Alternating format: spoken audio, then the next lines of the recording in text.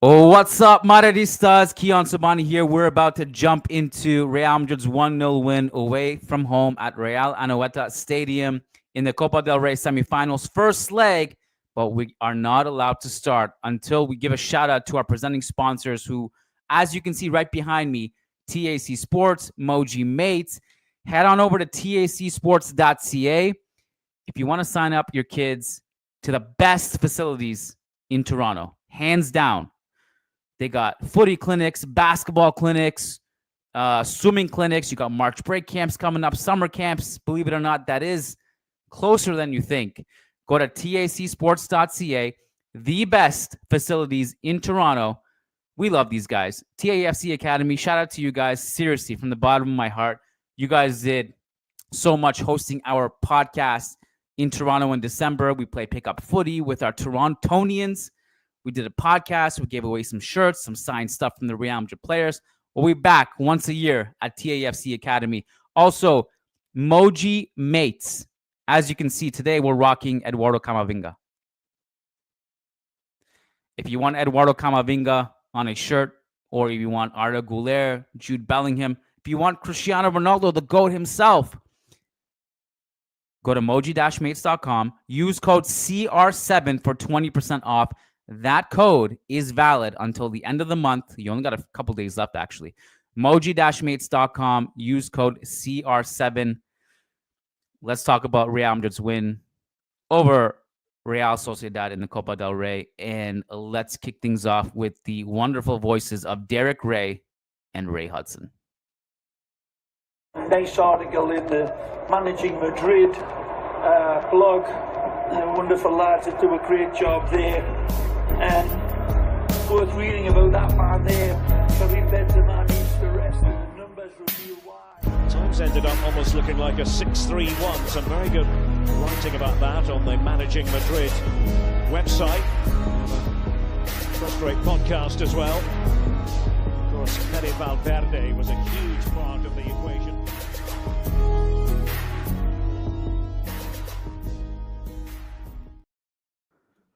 The first thing I want to say is that Leah Ravel was supposed to be on the podcast tonight with me. Unfortunately, she couldn't make it because she's in labor.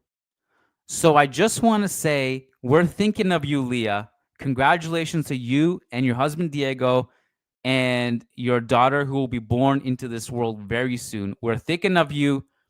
And I don't think she minds me sharing that because she posted that she's at the hospital in her Instagram story. We're thinking of you, Leah. Wish you were here.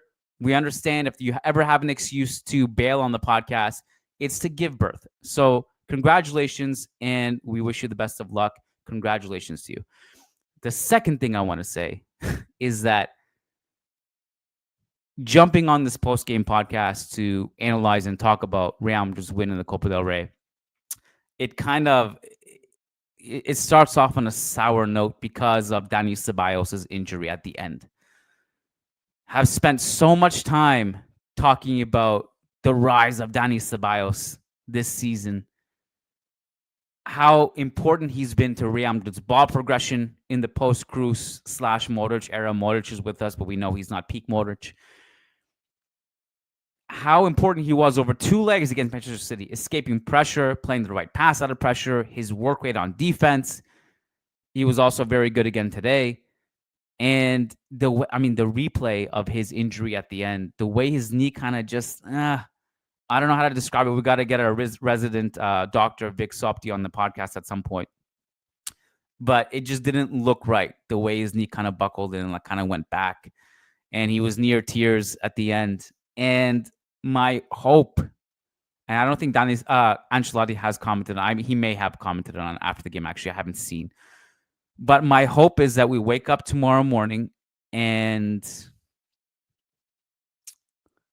it's a minor injury.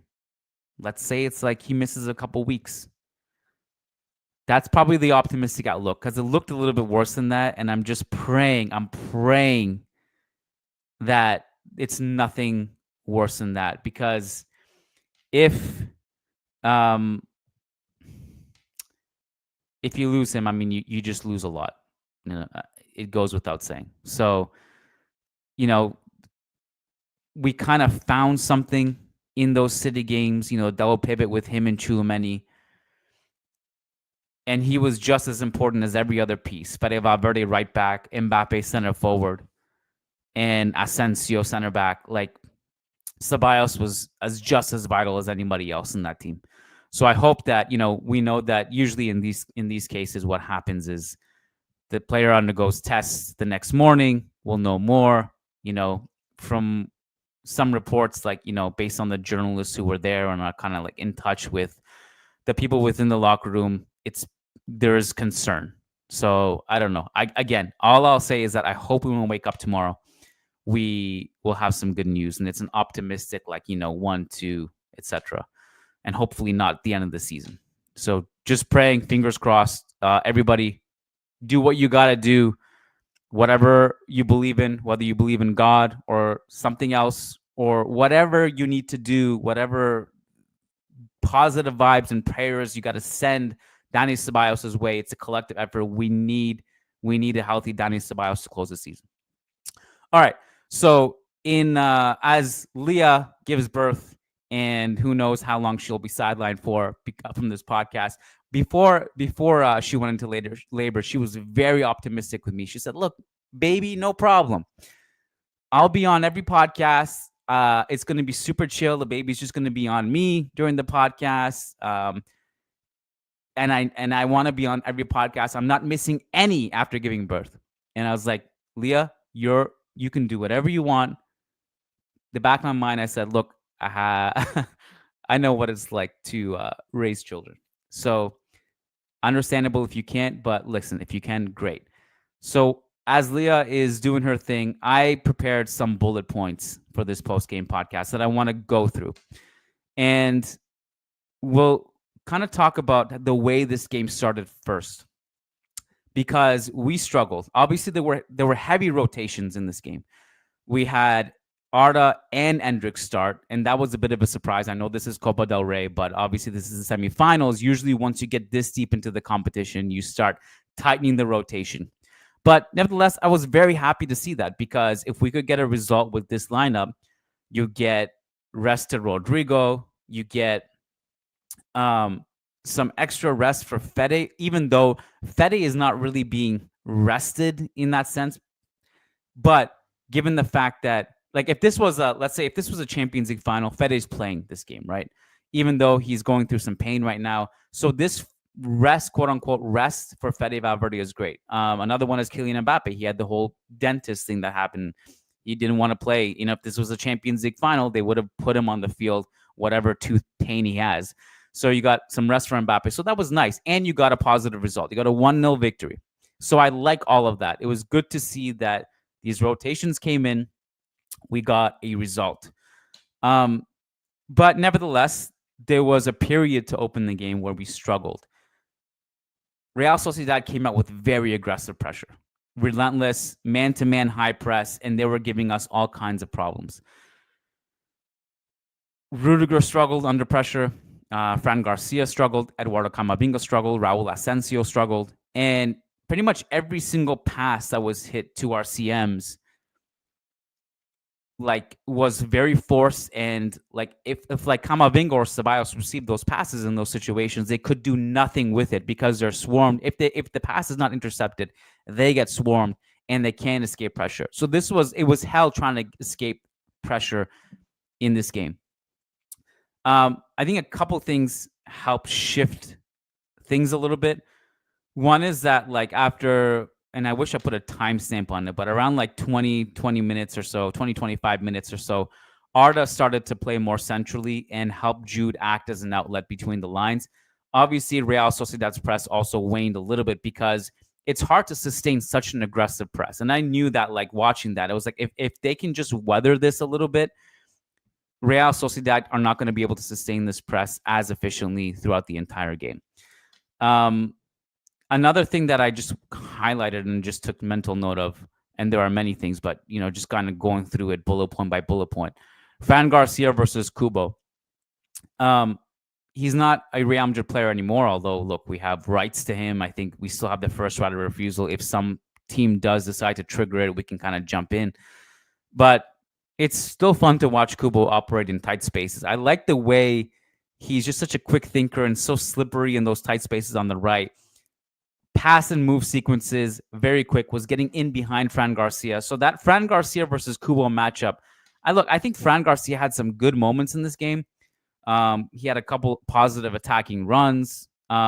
He had some good defensive recoveries, but also like Kubo was giving him hell. So that was a matchup like that. In addition to Real Sociedad's press, was giving us issues. Then comes in the 1-0. And this ties into two things I want to talk about. Three things, really. If you look at how that goal was scored, it is kickstarted by Vinny tracking like a madman once he realized the midfield lacked cover in that situation. And Vinny had a pretty quiet game in this game, but he had two defensive interventions tracking, one which led to this goal, another one in the second half on Kubo, where he won the ball off Kubo in the second half, and we go on like this 3-on-2 break, and we nearly score from that as well. I always say, like, look, not every game your offense is going to be flowing, and you're going to be scoring and assisting, and you're going to have all these stats offensively. What do you bring to the table on nights where your offense is in a bit of a funk or are you having a quiet game? Can you contribute in other ways? And in this particular game, I was encouraged. Vinny, despite not having a offensive surge tonight, worked really hard defensively, one of which was vital because it led to the Endrick goal. The second thing is Endrick. Let's start with Endrick. So on that goal, he drops, quick layoff, and then sprints immediately into a goal-scoring position. And this is happening all from our own half. Layoff to Jude, darts the other way to expose the Real Sociedad high line.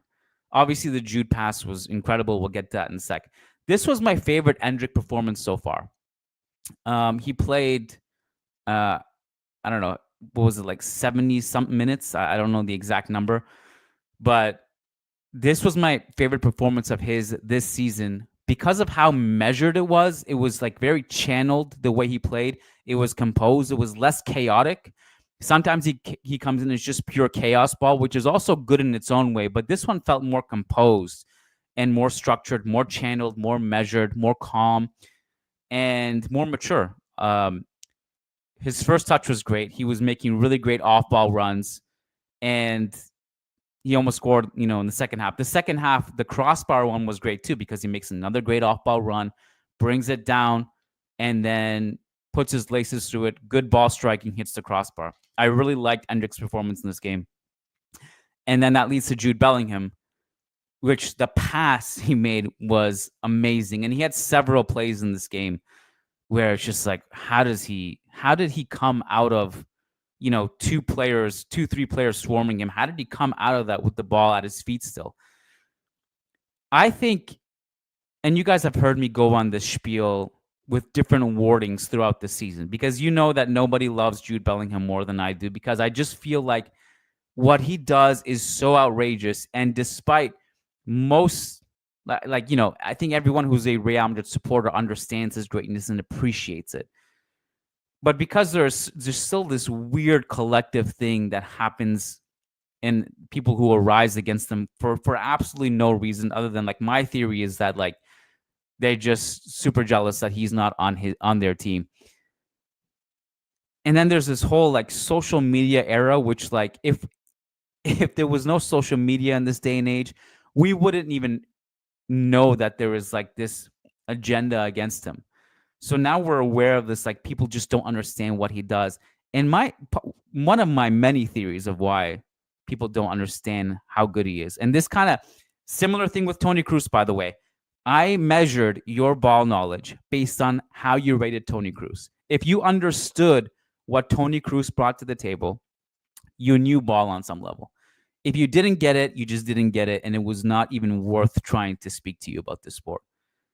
Jude Bellingham is kind of in that category. If you don't understand his greatness, you just don't understand ball, or you're just super jealous and internally, you're lying to yourself. I think part of it is that Bellingham is so elite at so many different things it almost does him a disservice. Like, people started to categorize him, okay, he's a striker. But then, he does so many other things, like play that final ball, like you saw today. And it's like, okay, the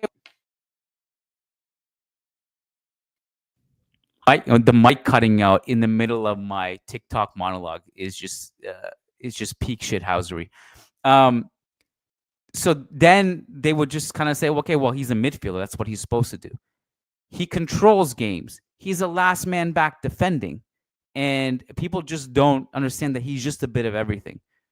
And it's hard for me to really put this into words, but I think because he's so many elite at so many different things, people start feeling the need to categorize him into something. But the reality is, no matter what category you bin him in, he is just the best. He's the best at everything. He's the best controller. He's the guy who just puts his heart out and is defending last man back. He holds the team together defensively in so many ways. He is the guy who moves between the lines. He's the guy who drops between center backs to escape pressure. He's the one who's attacking the box and scoring goals. He's just an incredible, incredible midfielder. And it to me, just hands down the best midfielder in the world. And we're very lucky to have him. A couple super chats I'm going to take because I'm going to try to take these as they come in, so I'm not repeating stuff later in the podcast. Timmy B says, Arda underwhelmed, Camavinga still making mistakes. I think Arda, let's be honest, I don't think Arda has really made an impact in his minutes this season much as we would have liked. Last season, in the limited time he was playing, it was like watching a fireball like come in the field because his numbers were insane. He had last season, if I'm not mistaken, if you sorted per 90, Coulair had the most goals per 90 in Europe because like every time he played, he was either scoring or assisting, and it was like the end of games, like 30-second cameos, he would make an impact. That might be Endrick this season in some ways. Endrick's goal to minute ratio in the Copa del Rey is ridiculous. He might just go down as the Copa del Rey GOAT. We've never had a Copa del Rey GOAT. This is not our tournament. Endrick might be like the Cristiano, the Raul of Copa del Rey one day, because at this rate, getting a head start as a teenager at the age of 18, he's already like just incredible in this competition. So that's great to see. Camavinga still making mistakes. I thought he had a poor game today again. Yesterday we did a live call for our La Liga tier members. We do that once a month where it's like kind of like this intimate Real Madrid fan virtual living room where everybody comes in. You can turn your mic on. You can turn your camera on. You can talk to me directly. You can ask questions, anything you want. And we spent a good chunk of it talking about Camavinga and just his development. And I think his decision-making has been poor this season. He looks a bit panicky. And I think that's part, like, if you put him as the 6, it can be problematic when he's in this mode because the 6 is such a vital position in terms of organization. If you lose the ball at that position, you're putting the team in a really tough spot. And I don't think he's been great. So today was just a kind of continuation of Camavinga's struggles this season. But as you guys, if you were on the call yesterday, you also heard me say that I'm still a big believer in Camavinga, that he can come good. And hopefully this is a rough patch, but he needs to clean up a lot of the stuff, a lot of the deficiencies he's going through. Timmy also says, Lunin thoughts, wonder what the stats say this game. Someone had one of these stats accounts had tweeted something to the effect that, like, I think this is the most saves in a Copa del Rey game this season. He was very strong tonight, made several big saves, and very strong to just like commanding presence. I really liked his performance. Like, beyond the saves, there was one where in like late when Real Sociedad were making a push at the end to make an equalizer, they had this cross to the far post, and Lunin recognizes that we don't have any defenders there, and he just comes over really quick and blocks the far post finish. Like, very quick, very reactive in a good way, and had a very strong game. Lunin was great. This next super chat was also about Lunin. Nishlish Patil says, Lunin comes, blows our minds, wins man of the match, and goes back to the bench. The most difficult position in football to fill is the Real Madrid backup goalkeeper position. you're either overqualified, which is what Lunin is, or you're just underqualified. No one cares. You're never going to play anyway. Like the how the hell are you supposed to be the backup to the best goalkeeper in the world? Like that's a really tough position to fill. So we're lucky that Lunin has agreed to this role, to be quite honest with you, because he's very overqualified to be the backup Real Madrid goalkeeper. So, okay, those are caught up on super chats. I want to get back to some points. Lucas Vazquez comes in for Raul Asencio at halftime. Asencio was on a yellow card at that point. He's not doing great. Obviously, like we had that whole fiasco where the referee does the protocol and asks Real Anoeta to put the thing on the screen. No racism, no xenophobia.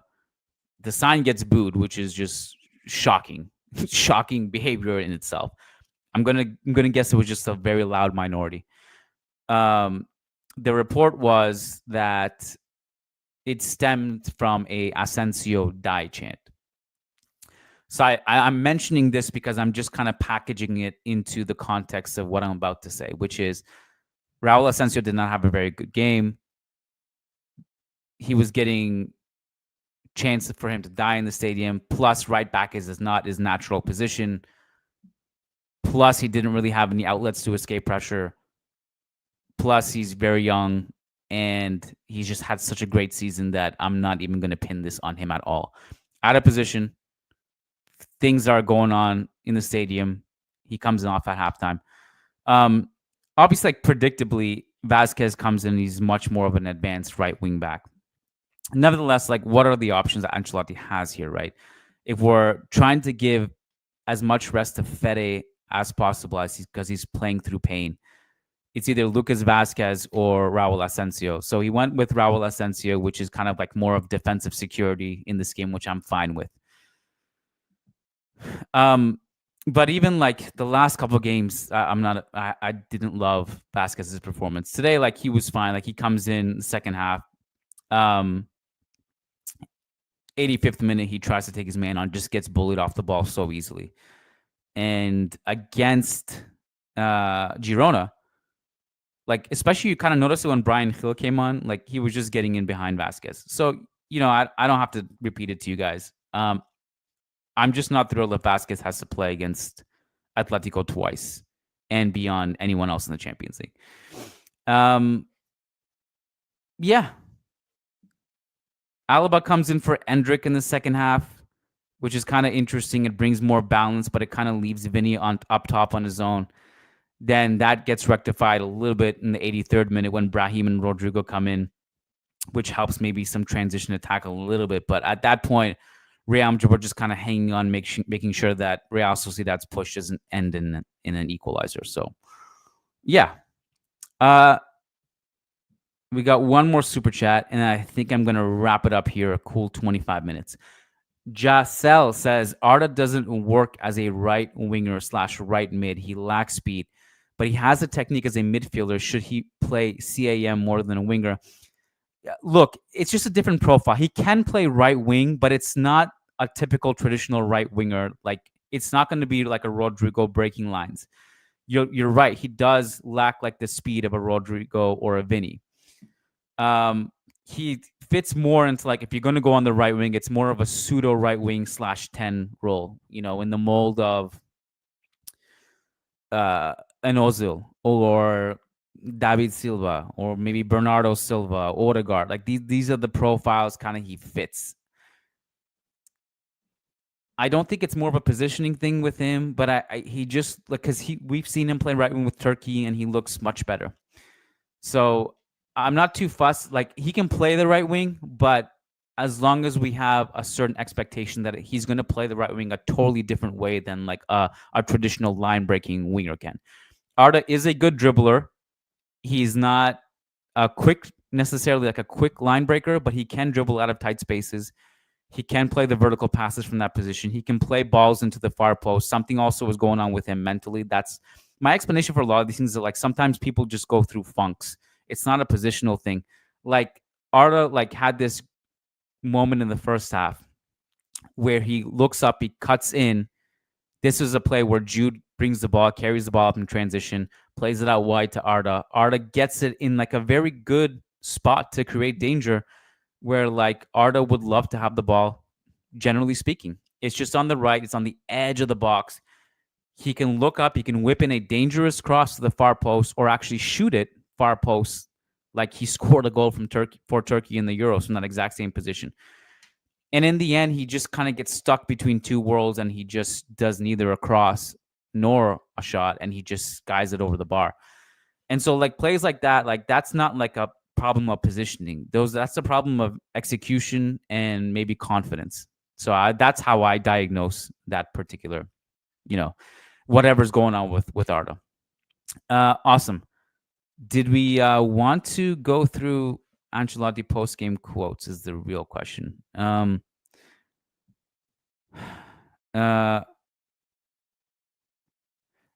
So this is not Ancelotti related, but I was kind of confused throughout this game why Oyarzabal was so heated and why he got so mad about like that message going up. So I'm just reading Oyarzabal's quotes, and he says, as in many stadiums, what a few people sing does not tarnish the rest of the fans. Insults are condemned, of course. We don't like them. It is not the right way, and we join that cause that it is not that. Okay, so he's, he kind of did agree with the way it was handled. I was just kind of confused of why he was so heated throughout this entire game. Ancelotti quotes. What do we got, guys? Looks like he had a pretty brief press conference. Asencio was taken off because of the yellow card and because he seemed mentally affected by the Asencio die chance. We go kind of touch on that earlier. He was asked whether or not Luna will continue to play in the final of the Copa del Rey, and Ancelotti says it was going to be him in the semifinals because he is reliable, he's doing well, but for the final, it's a little bit too early to open up that debate. And